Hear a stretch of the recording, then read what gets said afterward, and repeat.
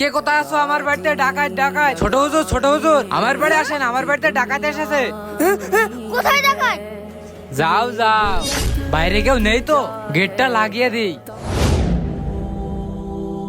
ভাই ভাই ডাকাত কোথায়? ডাকাত নেই তো কি হয়েছে? তোকে ডাকাতের অপবাদ দেবো, না হয় 2 লাখ টাকা দে।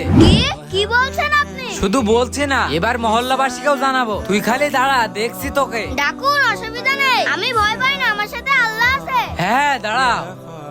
হে মহল্লাবাসী, কে কোথা আছো? তাড়াতাড়ি আমার বাড়ি আসো। ছোট হুজুর আমার বাড়িতে ডাকাত করতে ঢুকেছে। ছোট হুজুর ডাকাত করছে মানে? ছোট হুজুর ডাকাত করেছে, তাড়াতাড়ি চো। হ্যাঁ, দেখে আসি কি।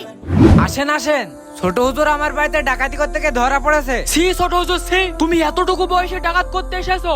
আমার নিজের চোখে তো বিশ্বাসই করতে পারছি না। হ্যাঁ। আমি চুরি করিনি। আপনাদের যদি বিশ্বাস না হয় ওই ছেলেটাকে জিজ্ঞাসা করুন। কি বলিস? ওই ছেলে তো প্রতিবন্ধী, ওই ছেলে তো কথা বলতেই পারে না। হ্যাঁ ভাই, ওর মাথা নষ্ট হয়ে গেছে, এজন্য মানুষের বাড়ি ডাকাত করতে এসেছে। ওকে মার শুরু করো। এই থামো তোমরা।